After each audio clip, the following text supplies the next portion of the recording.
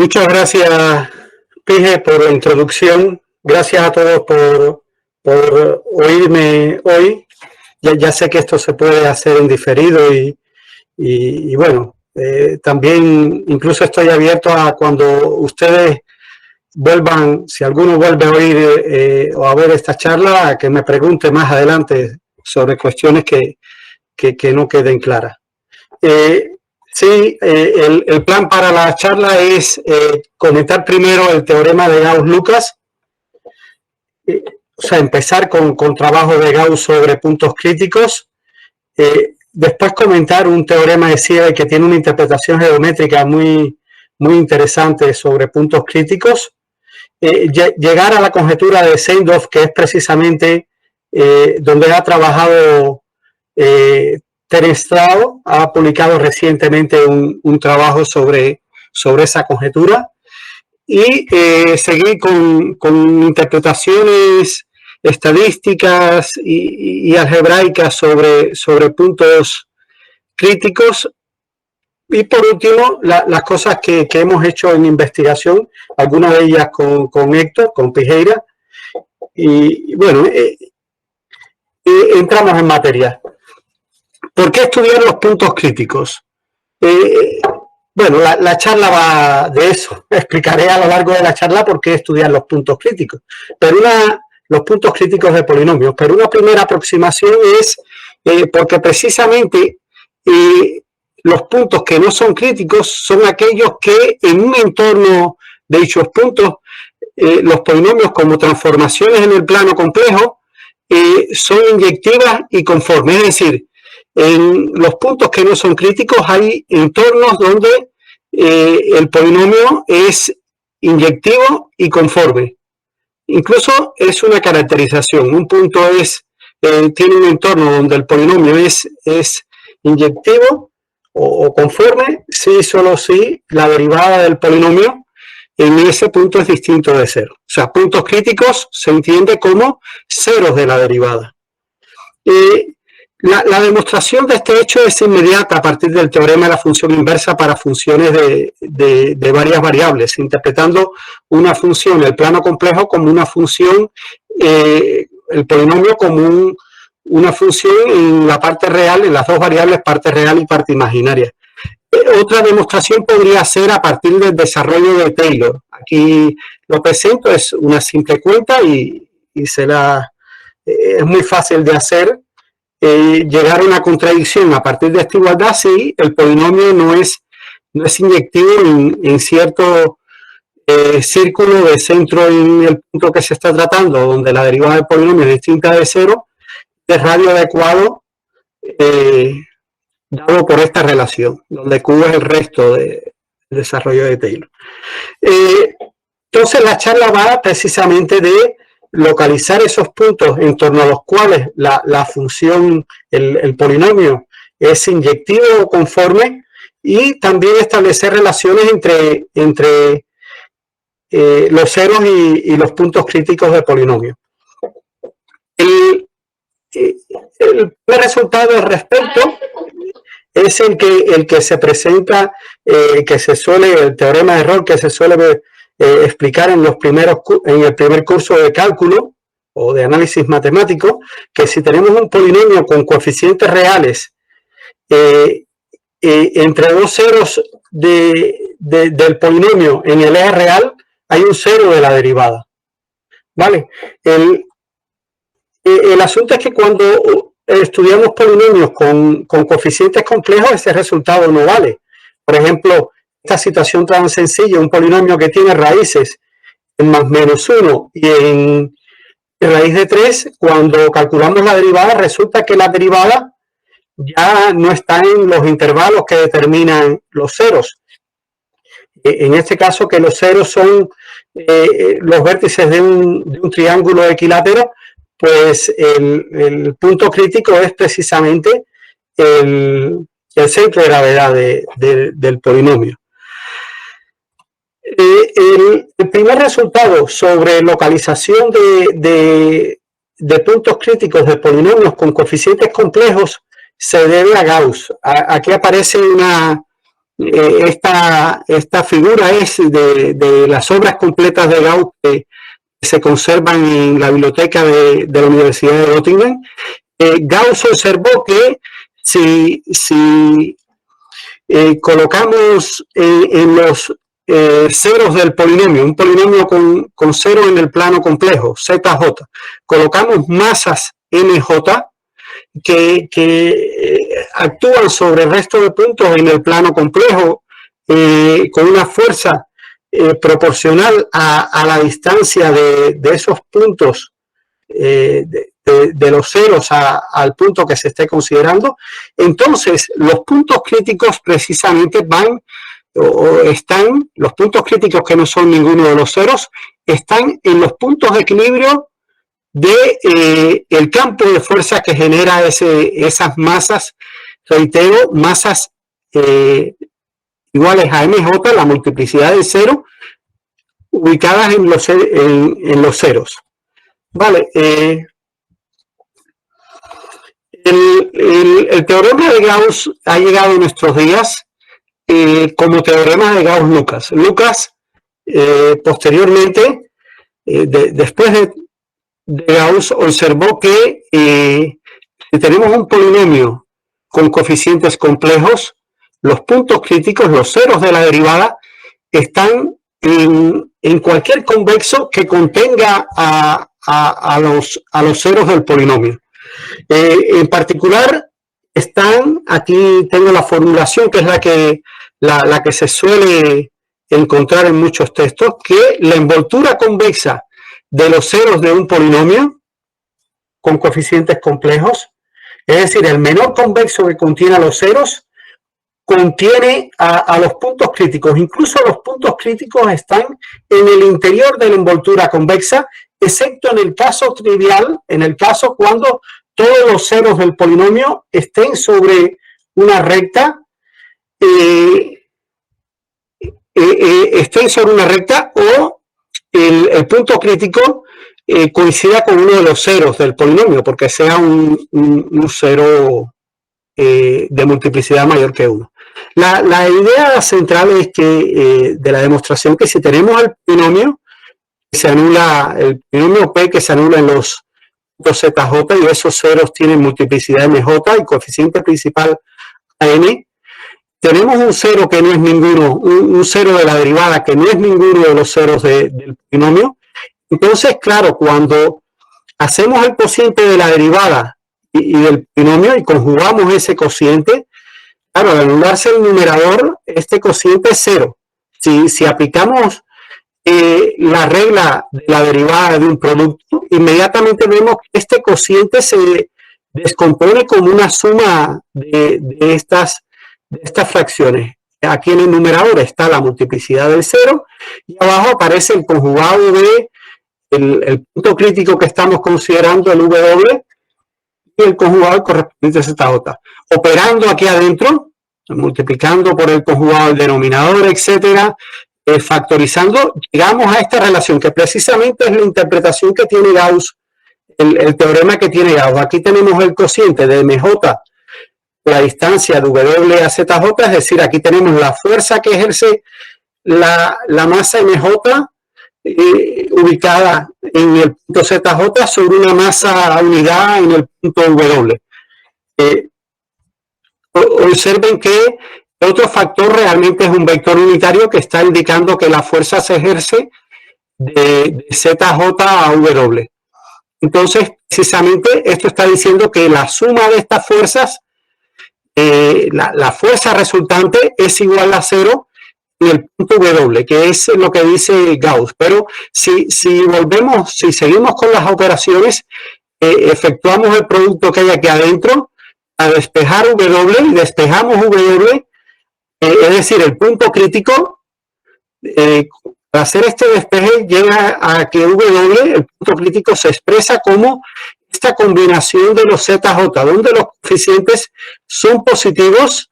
El coeficiente alfa J viene dado por esta cantidad y se divide por la suma de los alfa J. Es decir, esto es una combinación convexa de los ceros del polinomio. W es una combinación convexa de los ZJ, así que está en la envoltura convexa de los ZJ. Incluso estos coeficientes son estrictamente positivos si W lo hemos tomado, reitero, distinto de los ZJ. Entonces está en el interior de la envoltura convexa. En la entrada en Wikipedia de la palabra clave del término Gauss-Lucas, si buscan teorema de Gauss-Lucas, verán este dibujo. Aquí en azul tienen las raíces del polinomio, precisamente el polígono. Bueno, aquí los ceros del polinomio que está en azul se generan aleatoriamente en este cuadrado. Y en rojo tienen los puntos críticos. Entonces se ven los puntos críticos están en el interior de la envoltura convexa de los ceros del polinomio. Esto es Wikipedia. He entrado en una página web de Wikipedia correspondiente a la entrada teorema de Gauss-Lucas. Aquí ven a la izquierda, en azul, el polígono que nos da la envoltura convexa de los ceros del polinomio, en azul, reitero, y en rojo los puntos críticos. Aquí a la derecha ya se genera, se hace el mismo dibujo, pero para los ceros del polinomio, los ceros de sus derivadas hasta el orden, quedan hasta el orden 20. Claro, en la relación entre los ceros de la derivada segunda, por supuesto, estarán en la envoltura convexa de los ceros de la primera derivada, y esto a su vez en la envoltura convexa de los ceros del polinomio. Entonces, la envoltura convexa de los ceros del polinomio contiene a todos los ceros de todas las derivadas, ¿vale? De todas las derivadas del polinomio. Vuelvo a la charla.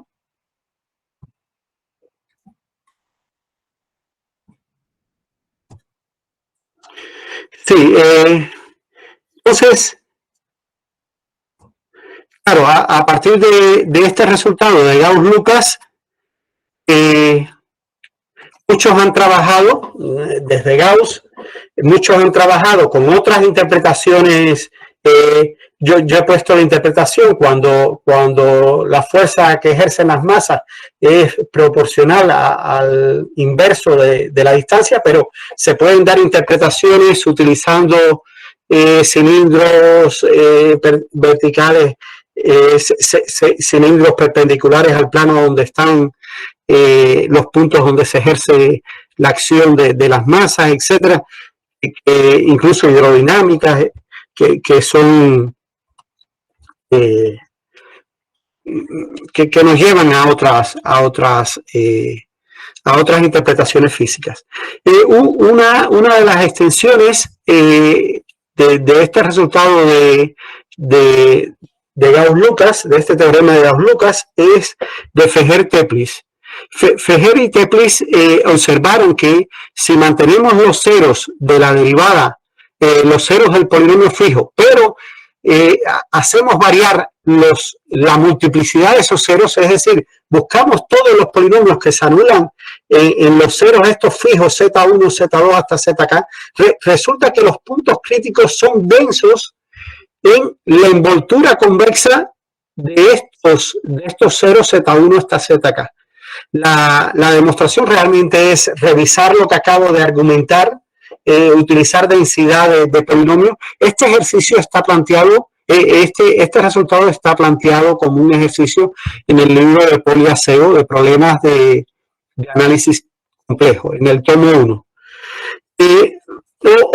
Otra extensión del teorema de Gauss, ya más cercano a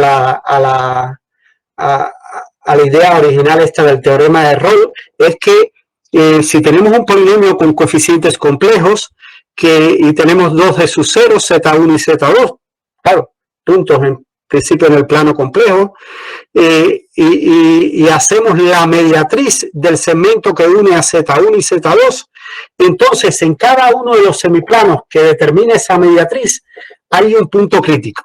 Hay un punto crítico del polinomio. En particular, podría ser que el punto crítico esté sobre esa mediatriz, los semiplanos cerrados que contienen que determina esa mediatriz, ¿vale? Un teorema bastante chulo que habla sobre relación de puntos críticos y ceros de polinomios se debe a Siebert. Siebert observó que si tenemos 3 puntos en el plano complejo y no colineales y tenemos el polinomio que se anula en esos 3 puntos con raíces respectivas de multiplicidad M1, M2, M3, entonces los puntos críticos de ese polinomio resulta que son los focos de una elipse que va a ser tangente a los lados del triángulo que determinan los puntos Z1, Z2, Z3 en ciertos puntos que dividen a cada uno de los lados formando unas razones que van a estar determinados por las multiplicidades de los ceros. En particular, si las multiplicidades de estos ceros, de los ceros Z1, Z2, Z3, es la misma, es decir, M1, M2 y M3 son iguales, entonces este elipse va a ser tangente a los puntos medios de los lados. Y reitero, los focos del elipse son precisamente los puntos críticos de este polinomio. Este polinomio va a tener 2 puntos críticos distintos de los ceros, ¿vale? Distintos de Z1, Z2 y Z3, que van a ser los focos de esa elipse. La prueba de este resultado, hay una demostración elemental bastante chula en un artículo de la MOLI de 2020. Yo recomiendo a aquellos que den clases en secundaria y quieren explicarle cosas de elipses y aunque eso, las cónicas, por lo menos en España, han desaparecido del currículum de bachillerato y secundaria, claro. Entonces, pues hay que esperar a la universidad para contárselo. De hecho, yo acabo de dirigir un trabajo fin de grado alrededor de este tema y el estudiante ha tratado el artículo de Tupan.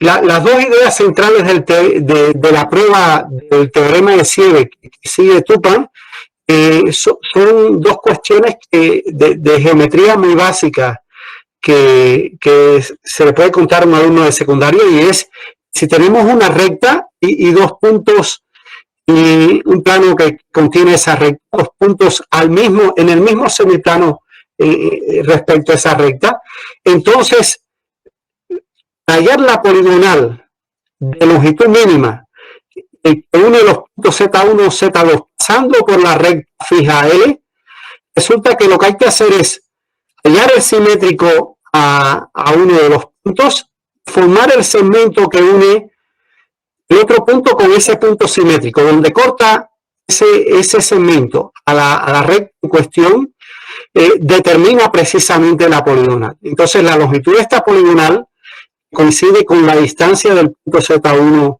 a Z2. Aquí he formulado el resultado del caso cuando la recta sea el eje imaginario para la cuenta sea sencilla.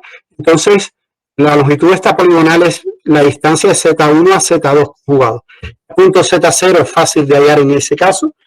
Y la otra idea central en la prueba del teorema de Siebert que sigue Tupan es si tenemos una elipse y un punto exterior a ella, y desde ese punto exterior, que aquí pongo como Z2, trazamos las tangentes a la elipse, entonces esas 2 tangentes y los segmentos que unen al punto Z2 desde el que hemos trazado las tangentes a los focos determinan ángulos iguales. Este es un ejercicio también muy sencillo de geometría que se hace hallando los simétricos de los focos de la elipse considerada respecto a esas 2 tangentes. Entonces aquí se forman unos triángulos y es fácil ver que hay cierta igualdad de triángulos. Estos triángulos son congruentes aquí que aparecen en el dibujo y entonces inmediatamente estos ángulos son iguales. Con estos dos ingredientes es fácil, es muy inmediato la prueba del teorema de Siebert. Yo recomiendo a los interesados que vayan a ver el artículo de Tupan y completen las ideas de la demostración.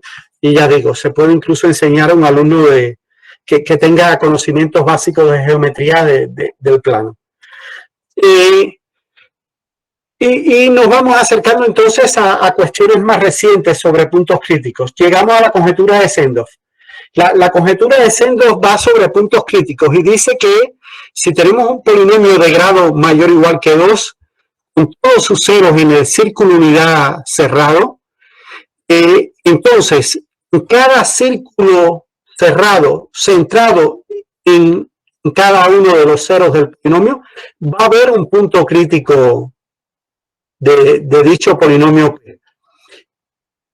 Precisamente en esta conjetura ha trabajado Tao.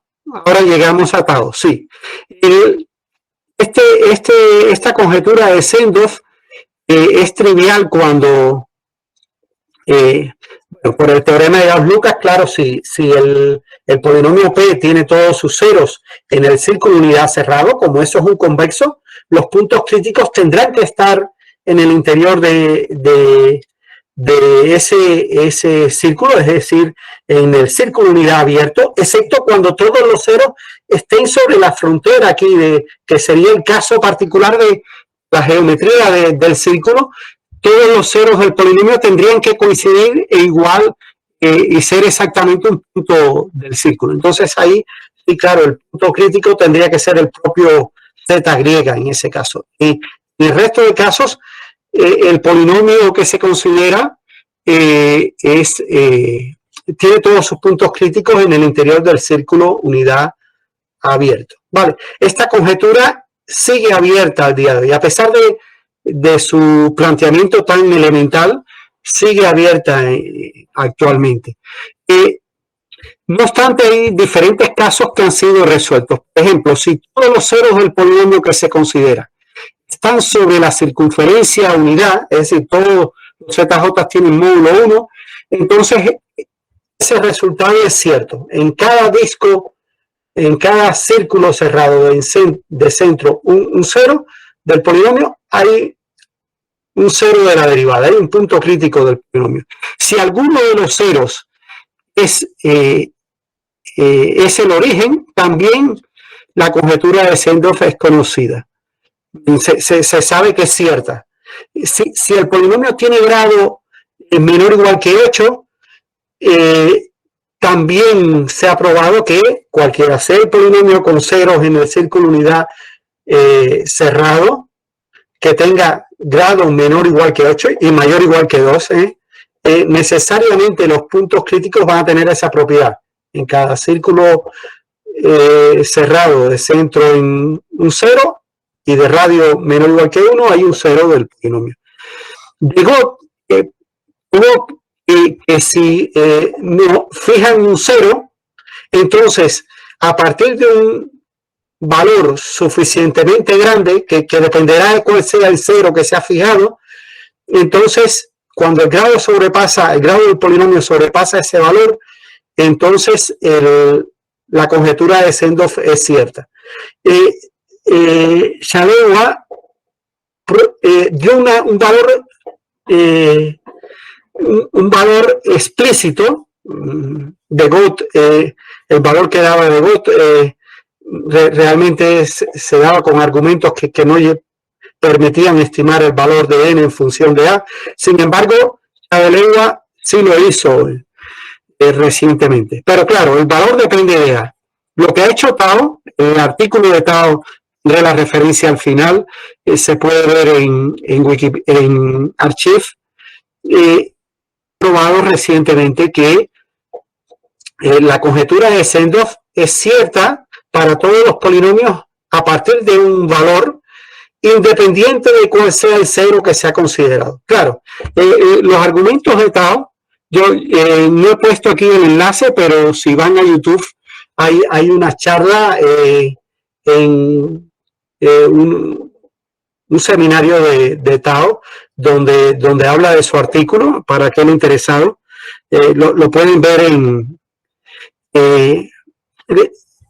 recomiendo a los interesados en teoría potencial. Tao tiene, hace unas estimaciones, hace un estudio cuantitativo de los potenciales asociados a los polinomios en consideración, que es bastante interesante. En Google Academic esta mañana he entrado y hay 865 referencias a la conjetura de Sendorf. Claro, cuando un problema en matemáticas se resiste, como es el caso de la conjetura de Sendorf, se suelen plantear problemas alternativos. Se suele poner, por ejemplo, hipótesis más fuertes que esta de esa restricción para los ceros que estén en el círculo unidad cerrado. Se ponen restricciones más fuertes o se pone una tesis más débil y se intenta, más que nada, para familiarizarse con el problema o para ir adquiriendo habilidad en las cuestiones relacionadas con y se intenta resolver esos nuevos problemas. En el libro de Raman y Smisser, cuya referencia pondré al final, se puede ver la siguiente proposición que en cierta forma ayudaría a probar la conjetura de Sendorf. Si tenemos un polinomio como antes, de grado mayor o igual que 2, con todos sus ceros en el círculo unidad cerrado, entonces cada una de las siguientes afirmaciones implica la siguiente. Uno, por ejemplo, dice que si consideramos los discos abiertos de centro en la mitad del cero, vamos a hablar así rápido y un poco, la mitad del cero y radio, el radio es de modo que este círculo sea tangente al círculo unidad cerrado, ¿vale? Estos círculos están centrados en los z, j dividido por 2 y son tangentes al círculo unidad. Vale, entonces, para cada j, estos círculos contienen un punto crítico. O sea, si admitimos esta afirmación, uno dice esta proposición, tendremos 2. Se sigue de 1, 2. ¿Qué dice 2?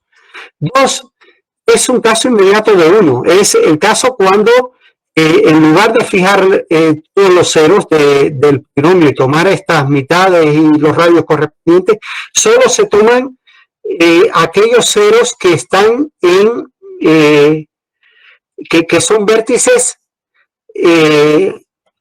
del polígono que es la envoltura. Aquí me faltó el polígono que es la envoltura convexa de las raíces de P. A de P es el polígono que es envoltura convexa de los ceros del polinomio. Y bueno, se toman esos puntos, se dividen por 2, se consideran los círculos de centro en esos puntos y radio hasta el círculo sea tangente interior al círculo unidad, y en esos círculos tiene que haber un punto crítico del polinomio. Si se tiene 1, inmediatamente se tiene 2. Es inmediato porque, claro, dentro de los vértices del polinomio convexo que contiene a las raíces del polinomio, los vértices tendrán que ser precisamente tendrán que ser ceros del polinomio. Entonces, claro que 1 implica 2. 2 ya es un poco más difícil ver que implica 3, que son tomar todos los puntos de la envoltura convexa de las raíces del polinomio y tomar y ver que en los círculos abiertos de centro, en esos puntos y radio 1, necesariamente hay un punto crítico, un cero de la derivada del polinomio P. ¿Qué implica 4? Dice esta proposición. 4 se conoce en la literatura alrededor de la conjetura de Sendorf como conjetura de Fels, y dice que cada círculo abierto de centro, las raíces del polinomio, contiene un punto crítico, a menos que el polinomio considerado sea de la forma z a la n menos c con c un valor de módulo 1. Y claro, inmediatamente se ve que 4 implica 5, la conjetura de Sendorf. Claro que si los círculos abiertos contienen un punto crítico, los círculos de centro y los ZJ, claro, en particular se está diciendo si los círculos abiertos, los círculos cerrados también, la conjetura de Sendorf. Y por supuesto, para este caso particular, la conjetura de Sendorf inmediata, que los puntos críticos, los ceros de este polinomio, todos están sobre este caso particular de polinomio, P en Z igual a Z a la n menos 6, con C de módulo 1, todos los ceros de este polinomio están sobre la circunferencia unidad, el único punto crítico que tiene es el origen. Entonces, claro que para ese polinomio particular válida la conjetura de Sendorf. Entonces, claro, aquí lo interesante en esta proposición es ver que 2 implica 3. La demostración, ya digo, está en el libro de Raman que daré al final. La idea esencial también es una cuestión geométrica, fijar dos puntos que estén en la envoltura convexa, en la frontera de la envoltura convexa de los ceros del polinomio, esos puntos de la envoltura convexa que sean distintos de cero, y hacer una consideración geométrica para ver que el triángulo de vértices en el origen y esos dos puntos considerados está incluido en la unión de los círculos de centro en las mitades de los WJ medios, radio, la distancia de esos puntos al origen. Evidentemente, esos círculos están incluidos en el círculo de centro en VJ medio y que es tangente al círculo unidad centrado, reitero, en VJ medios. Entonces, inmediatamente a partir de esta relación y la desigualdad triangular se ve que 2 implica 3. Digo, completar la demostración viendo allí el libro de Raman Smisser. Entrando en cuestiones sobre interpretación estadística de puntos críticos en su relación con los ceros. A partir de, claro, si tenemos un polinomio con 0 ZJ, el Cardano, el baricentro de estos puntos ZJ, o el promedio de los ZJ, no es otra cosa que el coeficiente de Z a la n-1 cuando hacemos el desarrollo de P en Z en potencias de Z. Y claro, la derivada de P en Z, a partir de esta expresión, tendría esta forma. Si ZJ son los puntos críticos, entonces Cardano, haciendo el producto aquí, inmediatamente tendremos que el baricentro, igualando el coeficiente de Z a la n-2, cuando hacemos el desarrollo de la parte derecha aquí, tendremos que el baricentro de los puntos críticos coincide con el baricentro de los ceros del polinomio. En otras palabras, el promedio de los ceros de un polinomio coincide con el promedio de los puntos críticos de dicho polinomio. Se pueden dar cuestiones más interesantes pasando a magnitudes relacionadas con la varianza de los puntos críticos. Se tiene este resultado de Brin y Springer. Incluso Brin y Springer conjeturaron que cuando se toman funciones de los puntos críticos, o sea, funciones convexas en un abierto del plano complejo que contiene la envoltura convexa de los ceros del polinomio, entonces se da también una relación de subordinación. La relación, al evaluar phi, esa función convexa en los puntos críticos, se obtiene un valor menor que al evaluar en los puntos, en los ceros del polinomio. Realmente ese resultado fue probado por Pereira y Malamud utilizando lo que se llaman matrices estocásticas. Matrices estocásticas son matrices con coeficientes positivos que por filas suman 1 y por columnas suman 1 menos 1 sobre el orden de la matriz.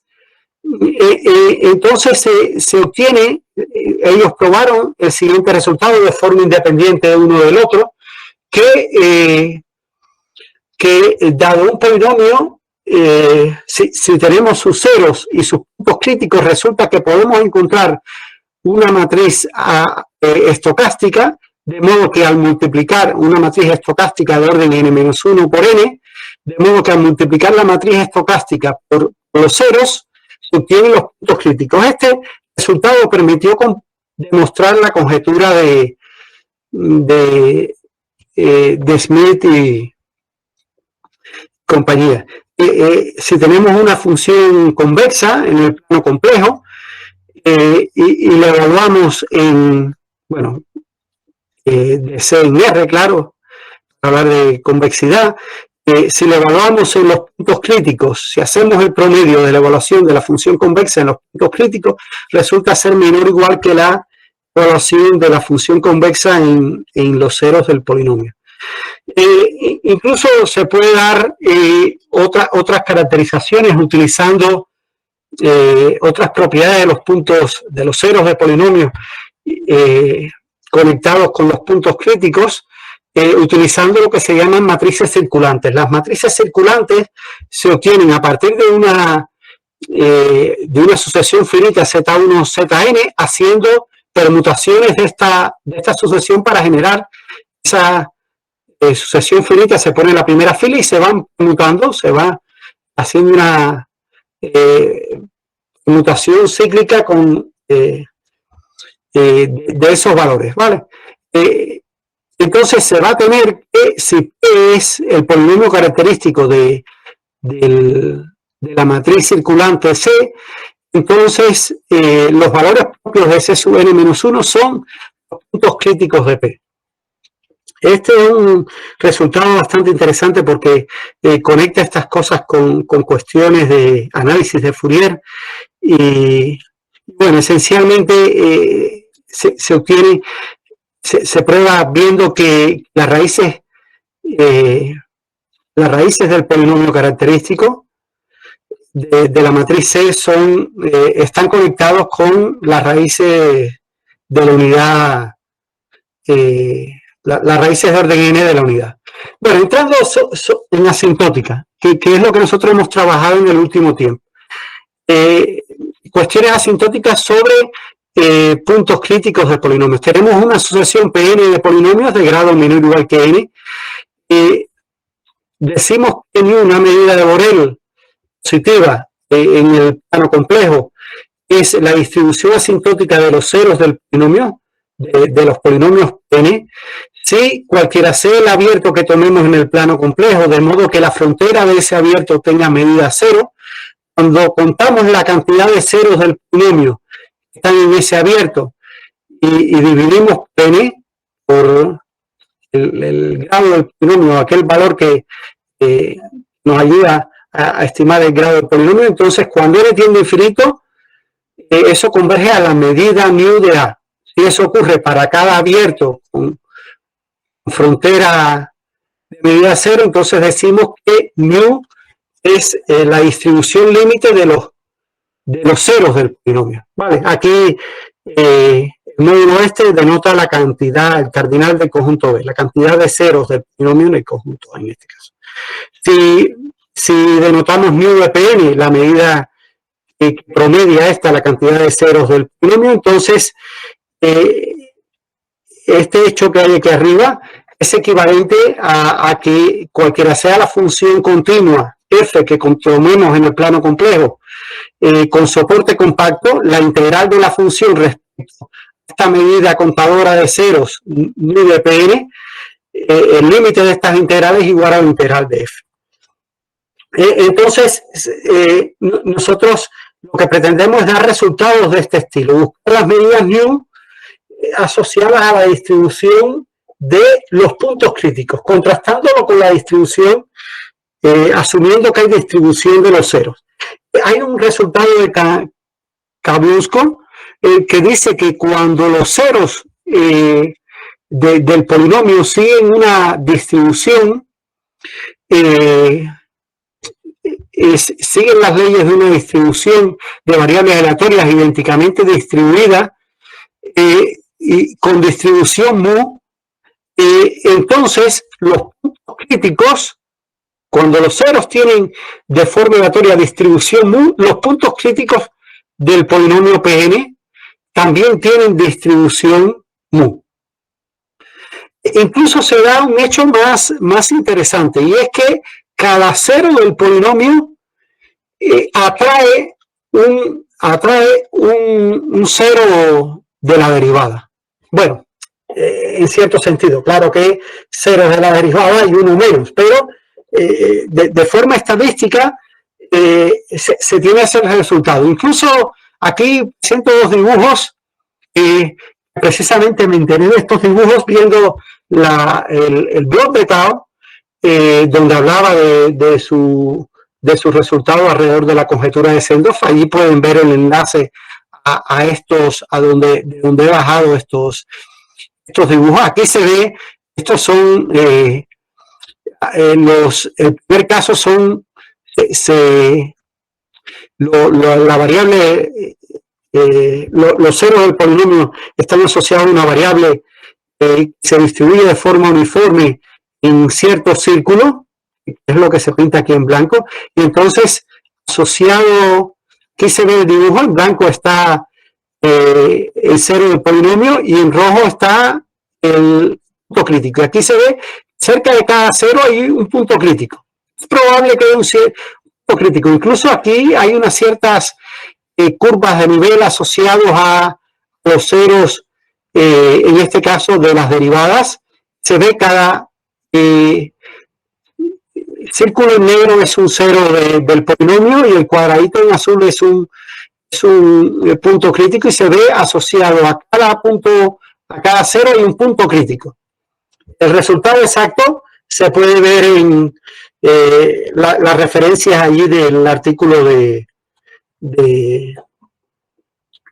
Tao. El caso determinista, es decir, cuando los ceros del polinomio siguen una cierta distribución, vamos a decir, no aleatoria, una cierta... los polinomios se generan de forma determinista, como puede ser, por ejemplo, una sucesión de polinomios ortogonales respecto a una medida. Las cosas pueden ser son más interesantes, o pueden ser más interesantes. Por ejemplo, yo he puesto aquí un dibujo, precisamente en azul, se ven los ceros de unos polinomios que serían aquí, lo que hay a la izquierda, los qn. Los qn se generan a partir de un polinomio p, se eleva a la n, se le resta 1, entonces claro, los ceros de este polinomio qn van a estar determinados por el polinomio p y van a ser donde el polinomio p van a estar asociados a los puntos del polinomio p tiene módulo 1, van a ir a esa curva de nivel del polinomio p, o deben estar asociados a ese polinomio, esa curva de nivel del polinomio p. Si se escogen adecuadamente, aquí yo he puesto un polinomio específico, se puede ver que los ceros de la derivada, claro, al derivar qn, de la derivada de qn, la derivada de qn por una parte van a estar asociados a los ceros de p, por otro a los puntos críticos de p. Se puede ver que aquí ya no siguen la misma distribución de los ceros del polinomio q. Los puntos críticos y los ceros, ya en un caso determinista como este, pueden ser diferentes. De hecho, hay algunas situaciones descritas por Totic donde las cosas sí pueden ir similar al caso aleatorio. Que vio que si se considera como éxito en torno de un conjunto, aquellos puntos del plano complejo que distan de al menos un punto del conjunto en menos de éxito, vio que si tenemos un compacto convexo en el plano complejo y una sucesión de polinomios que asintóticamente los ceros están, los ceros se distribuyen en el conjunto K, es decir, el conjunto K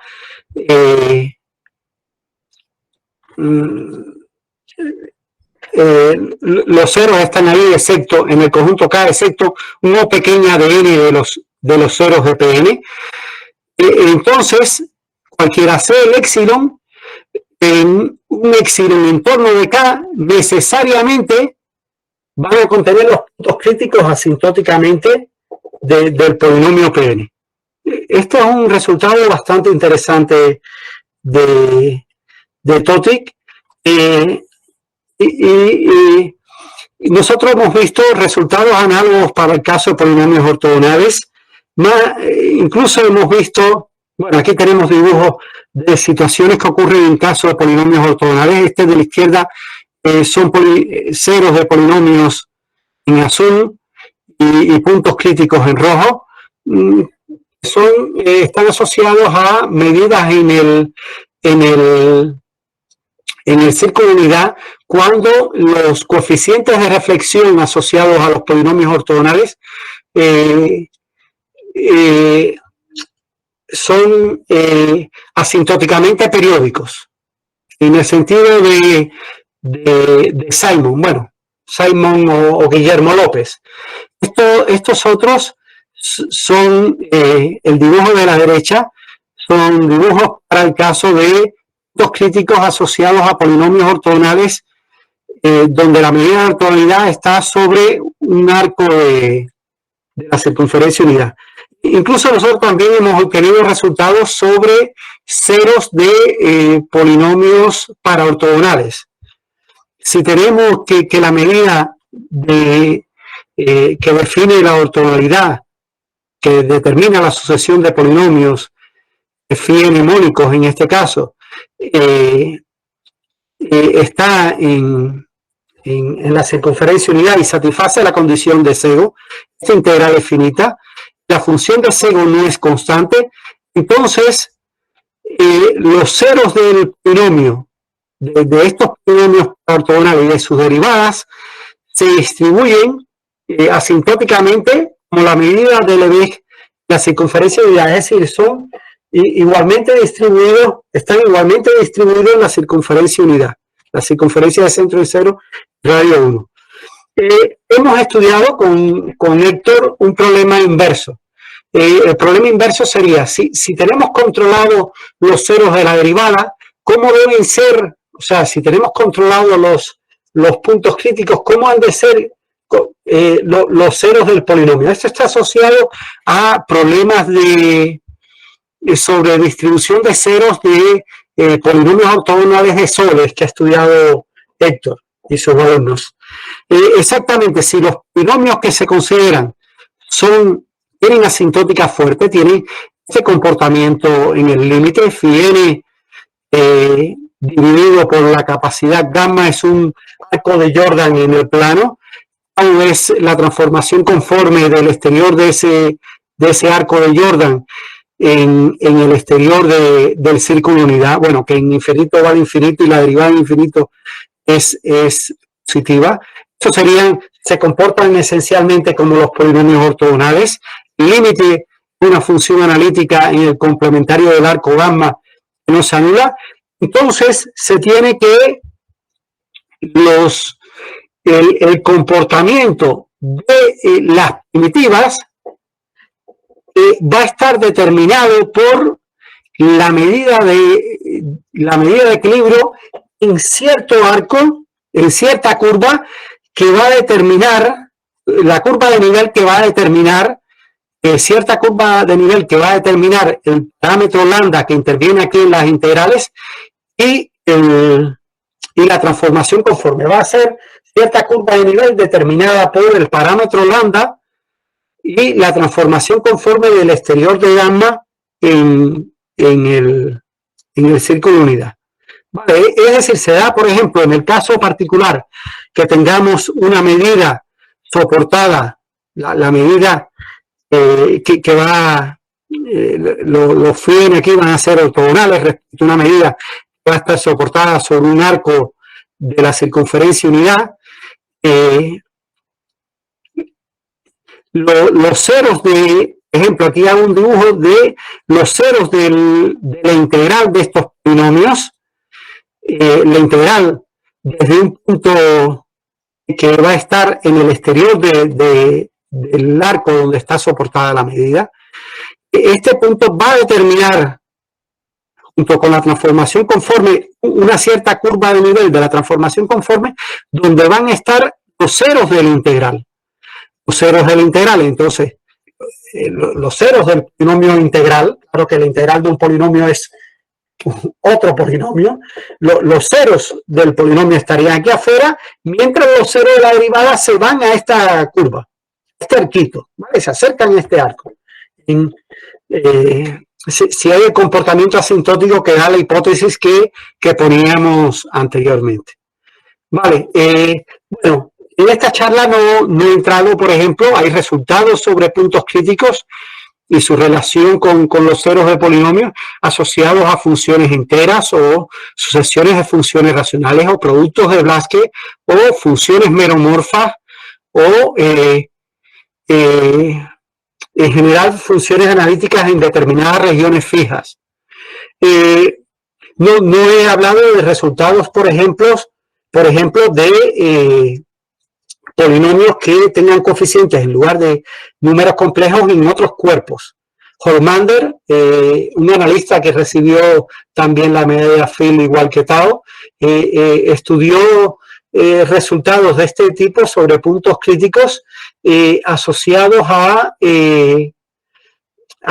polinomios con coeficientes en cuerpos de características cero.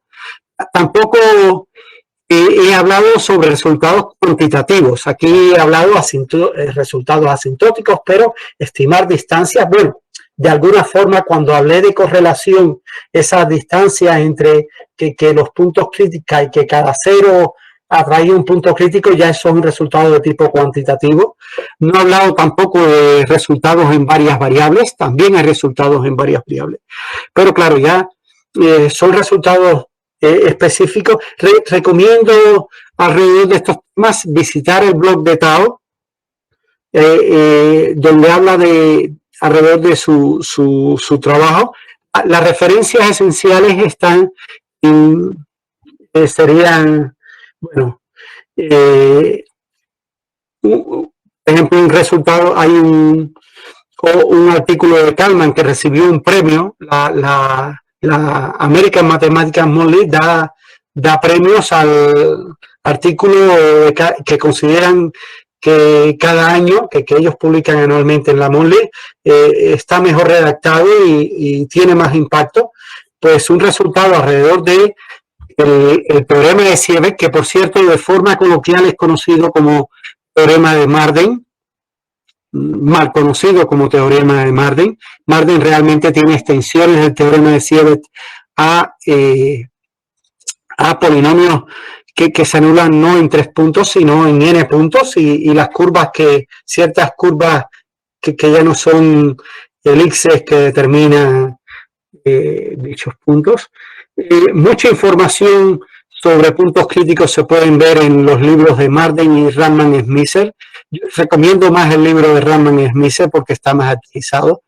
También en el blog de Tao, si buscan con la palabra clave conjetura de Sendorf Tao, saldrá esa web en YouTube de la charla de Tao, y también saldrá el blog de Tao, la entrada del blog de Tao donde habla de su conjetura. El teorema de Topic, para los más interesados en teoría potencial, y tiene cosas muy finas sobre teoría potencial, al igual que Tao. No he entrado en esas cuestiones porque ya en este seminario se ha hablado y realmente tenía que extenderme demasiado. Bueno, nada, muchas gracias. Aquí lo dejo.